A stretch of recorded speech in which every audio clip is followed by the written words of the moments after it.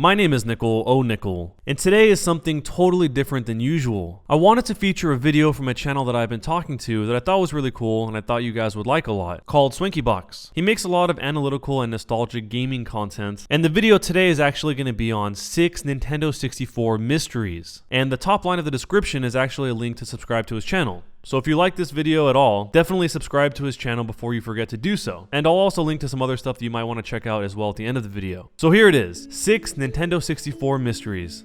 To a lot of gamers, the Nintendo 64 had a certain magic quality to it that made it timeless. Perhaps it was just the nostalgia kicking in, but the memories that these games gave us will be instilled in us forever. For those who didn't have the opportunity to try out the system back in the day, or if you were born after that time, this may sound a tad odd. You have this certain group of gamers who constantly rave about this system that seems no different than any other by today's standard. And really, I don't have an explanation as to why this is. Perhaps it just hit us at a certain time in our life that made us gush over it. But even going back to it today, it still warms my heart. For those who've watched my first video about Nintendo 64 mysteries that I put out more than a year ago, this is the second installment of that. Beyond this video, there are still some more mysteries I want to cover, yet I don't really know how to get footage for some of them or how to do them justice. I know that sounds super vague and mysterious, but I want to make sure I can cover them right as they require certain parameters to be met. However, this video features 6 more of these mysteries that I hope you'll enjoy. Some of you may be familiar with a few of these,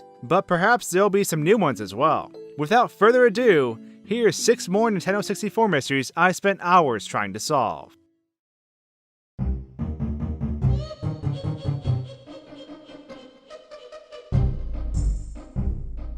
Banjo-Kazooie is no newbie to the world of mysteries. As I covered before, the Ice Key taught me relentlessly throughout my entire playthrough of the game. However, like most of the games I played as a kid, they often contain more than just one mystery. And this one in particular was super annoying to me because it hinted at something beyond the mystery itself.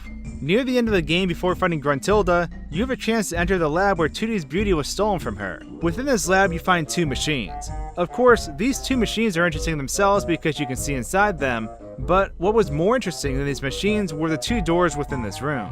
As we all know, doors that can't be opened are the bane of any child's existence. Nothing irks me more than this, but at the same time, I can't give up the fight. However, there was something about the left door that was very interesting, and that was that it actually led to a hallway behind it. So not only were we taunted with a door that wouldn't open, but the game designers actually decided to put a hallway behind it that you could view if you moved your camera around. The other door in this room doesn't appear to have a hallway behind it though, so it made me feel like there was something special about the door to the left. Of course, since there were cheats and plan mechanics for stop and swap, this didn't make things any easier as time went on. I think I briefly recall reading something online about what this door may have been planned for, but truthfully I can't recall what it was. There is however an area called Gruntilda's Lair Tower Room, apparently in the game files. But there is nothing but text that identifies this area as it doesn't physically exist outside of being a name. Doors that don't open will continue to haunt me forever.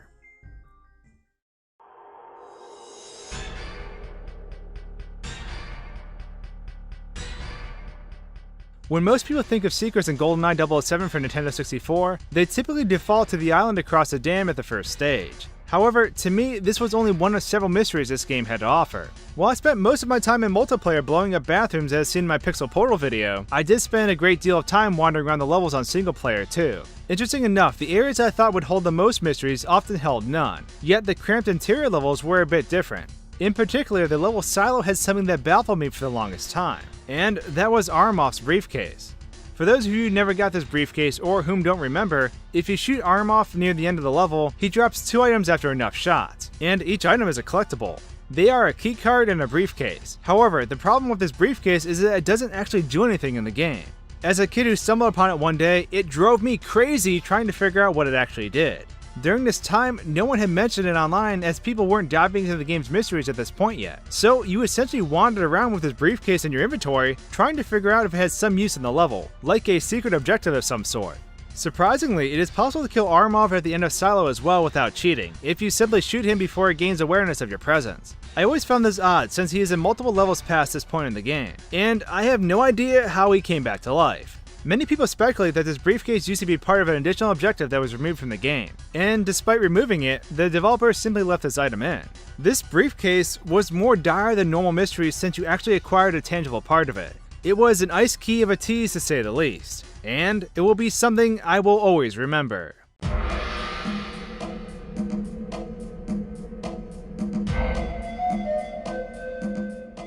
Donkey Kong 64 had quite a lot of quirky things in it. I believe I spent the most time retracing my steps in this game out of any other game I played simply due to having to backtrack for bananas. By the time I collected everything, I had also explored every corner of this level as well. Having to pop back into past worlds happened very often, and during all of this, there was a few odd things I ran into along the way. One of the most notorious of these things was this random wall with an angry Aztec. This wall looked like it could be opened up or destroyed by some means, but nothing ever opened it. It was peculiar because there weren't any other walls in this level like it, and as you came around the bend, it was right there taunting you in the hallway.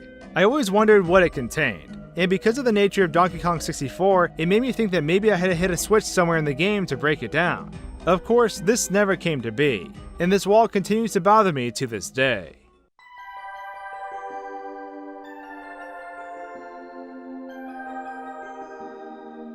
Sometime after my quest ended for the Sky Temple and the Temple of Light, there was another hot topic that swept through the fields of Hyrule, and that was the mysterious Unicorn Fountain. The Unicorn Fountain was something that was hinted at in early screenshots of the game, and people theorized it might actually be where you obtain the Triforce. Now, where this fountain resided was in a few different places. Some people claimed it was in the Temple of Light, but most people insisted it was beneath the ice in Zora's domain. Truthfully, this doesn't make a whole lot of sense, as one would believe that the room should be flooded. But at the same time, there are room entrances in Banjo-Kazooie that went from above ground to underwater, so maybe it could be like that in Zelda too. But most of us never knew there was a way to get beneath the ice by glitching out of boundaries, so we spent all of our time trying to figure out ways to melt all of the ice. Obviously, this amounted to nothing besides a ton of wasted green potions, but we pressed on regardless. The truth was, the room we were all aiming to get into was actually a dead end, and it didn't lead to anywhere like we thought it would. Many people speculate that there may have been plans for a small treasure chest here at some point, but as it stands, it was nothing more than a crevice. Years later, someone actually recreated the Unicorn Fountain to scale for a planned mod release, but the finished mod never came about. However, it is possible to find it online alongside pictures of the fountain, and the child in me was extremely satisfied when I saw it. In some ways, it brought this long-awaited adventure to a close.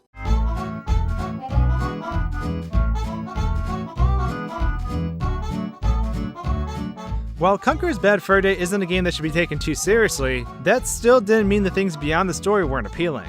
Conker's Bad Fur Day was a game that we didn't get to try until much later on, and because of that, it didn't have quite the same appeal that Banjo-Kazooie or Donkey Kong 64 had. But there was one place in particular that I fixed my attention on, and that was the windmill in the hub world. Now, what bothered me about this windmill was the various ways it looked like you could enter. There was the door, and there were two areas above it that you couldn't reach that appeared to be exits from the inside. Being someone who had a weird affinity for doors you couldn't enter, this windmill was a prime hotspot because it taunted me with 3. Or at least 3 I could see.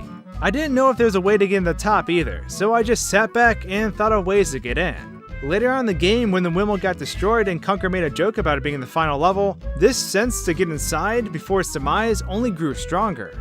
Of course, I never did find a way to get inside though, which was kind of a letdown. Coming back later on with cheats, I found out that none of these entrances actually let you go inside, which kinda sucks. It reminded me of Glover's Castle all over again.